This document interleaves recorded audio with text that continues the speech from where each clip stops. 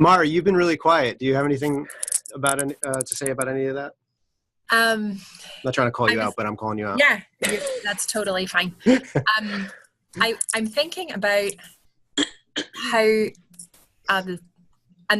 this could be me just projecting, how competition is not part of that, and we are often. So I live in a community. I've lived at the training college for 5 years, on and off for different things. And when things go poorly here, and when people are at each other and not getting along, it's when someone else, and it's similar to what Annabelle was saying, it's when someone else's success is a threat to me. So, oh, you just got a prize? Oh, well, that must be because I'm the worst. Not what was said. That's not what was said. But we have this spirit of competition that often rises up, and we have the best cupcake maker, and we have whatever the best is, right? Whatever it is in your context. And that's not trust, and it's not community, and it's not actually safe. People are not safe in that environment. Where people are safe is what Annabelle was saying, is when your success is actually my success too. And that is holiness to me. When I win, it has to be about the community winning. When I lose, I don't just want it, I need my community to grieve with me. And that's not a competitive nature at all. It has to be level playing field, and it has to invite safety. And if it's not inviting safety, if it's not inviting vulnerability, if it's at all using a weakness to, usurp someone later or steal something from someone later, trust can't be birthed there. It can't be grown there. Where there's health, there'll be growth. And so all of these wee things contribute to health. So that would be what I would say. We have to actively reject any form of competition, because the body can't be arguing. My body cannot argue with itself.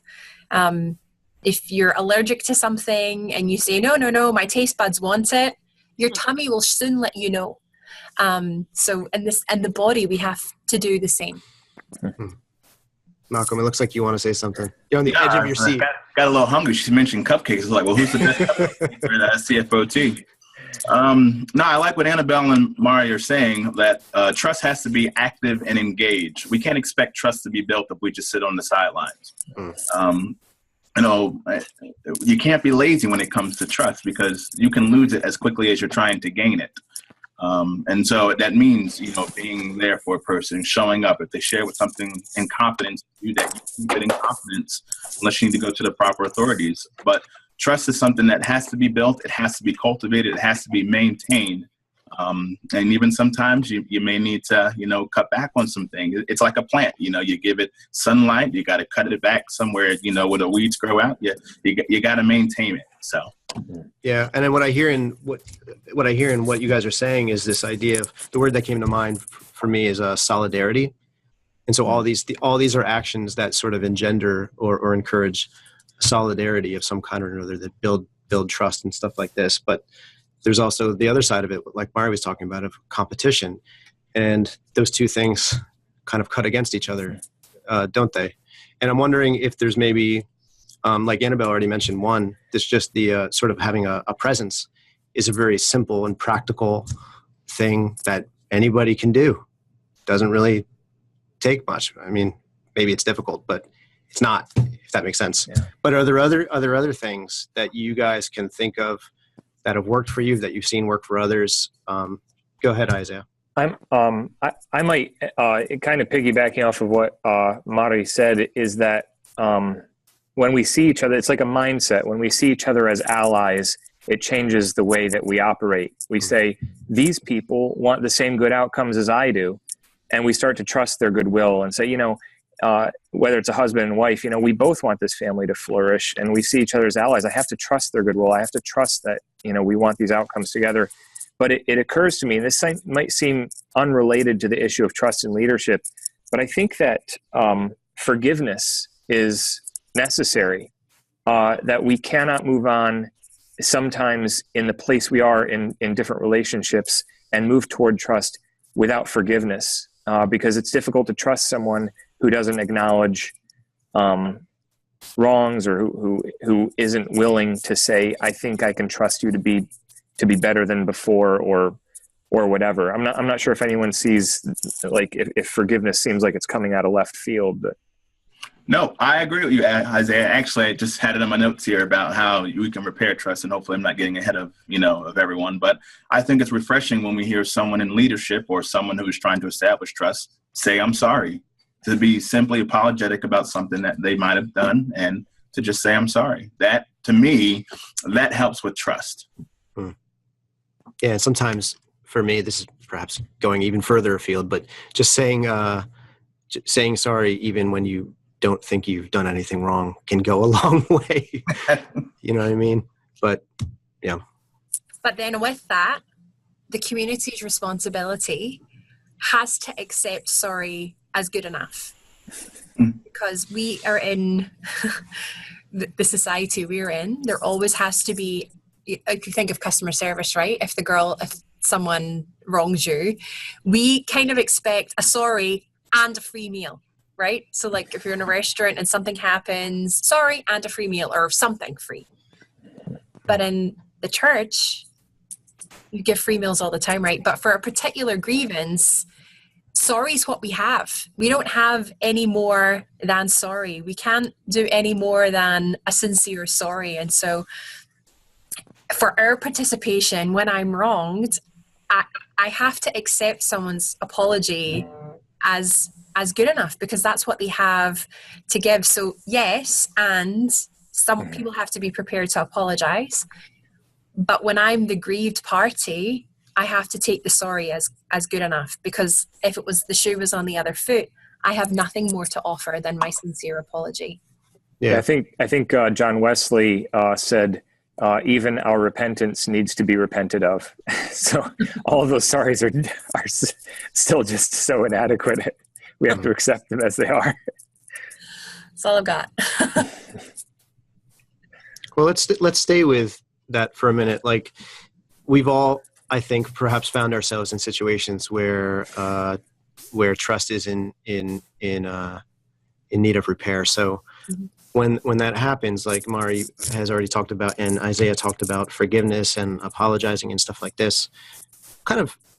Sometimes saying sorry is, again, it's simple, but it's not simple. But are there other ways? Are there other means by which a leader can go about trying to repair trust? And I know it might be different depending on the circumstances, whether they're the offender, so to speak, or whether they're walking into a difficult situation. Maybe they're new in a core where there's like been a lot of stuff going on, or I don't know. Any thoughts there?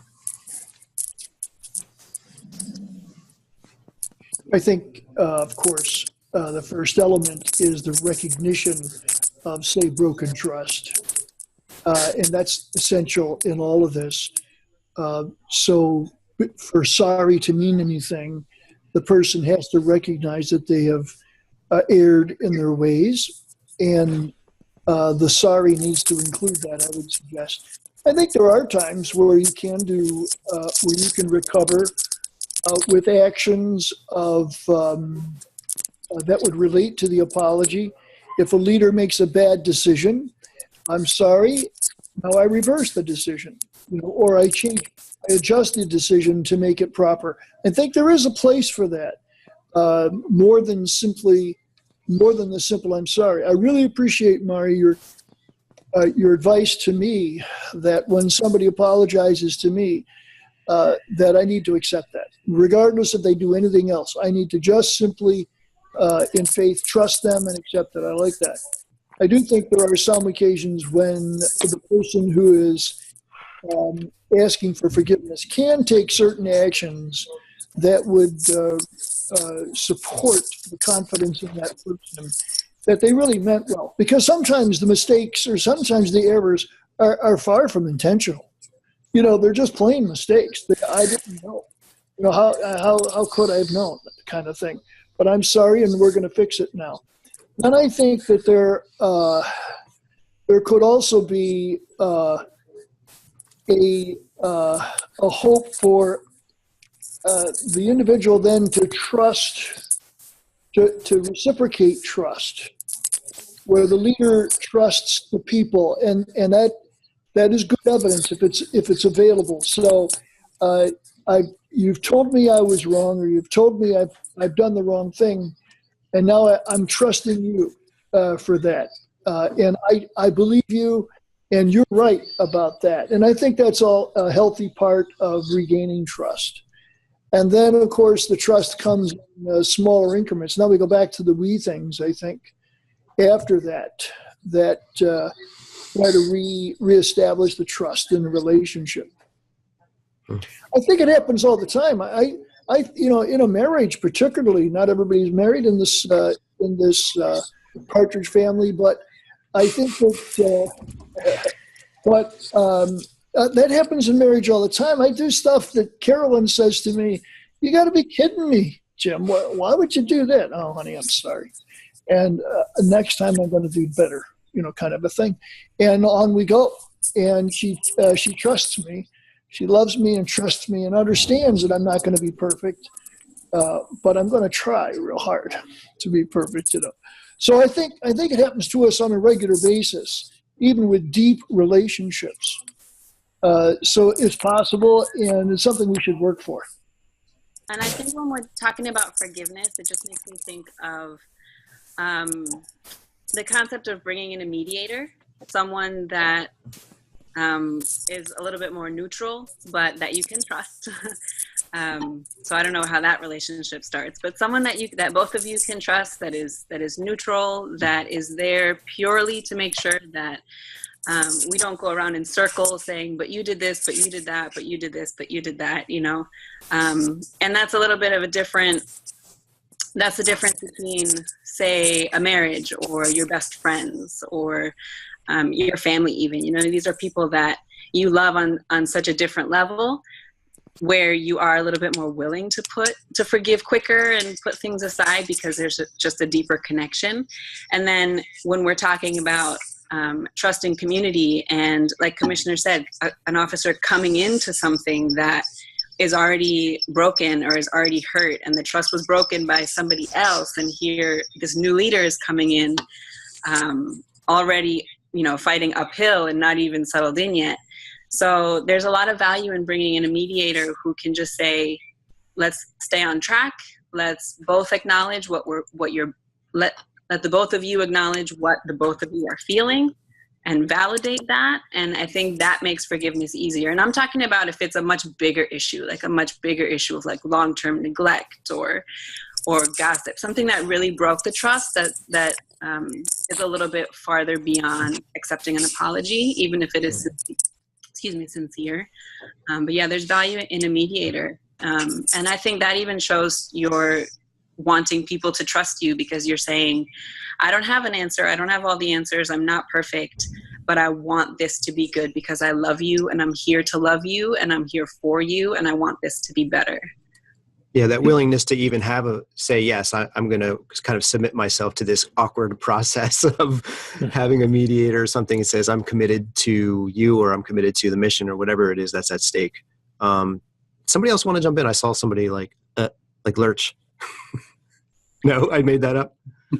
Does anyone have any experience with that sort of thing? Like, especially at a, I'm not asking about like your marriage counseling or anything like that, but like at a core level, has anyone ever had to gone through something like that with using a moderator or mediator? I like the idea. I have tried. I'm not just speaking out of nowhere. Yeah, no, I'm sure. Both parties need to be willing to do it. And if someone's not willing to do it, then sometimes, even the Bible says it's time to just turn and move forward. Okay. So that's been my experience, unfortunately, in the past. Okay. I've seen it in a Corps setting where soldiers, members of the Corps, have different experiences, and somebody has hurt somebody else. Somebody has betrayed somebody's trust. And then the Corps officer steps in as the third party to try to mediate that. I've seen that. I've seen it happen quite effectively. I've seen it, break up in a Corps council where you have almost two sides on a big issue. And then God raises up somebody even in the crowd with good sense to help everybody to see that the passion only reflects their hopes, not necessarily a rigid position. You know what I mean? So that they can come to consensus or come to agreement or come to trusting each other. I've seen that happen before. I think it's pretty exciting when it takes place.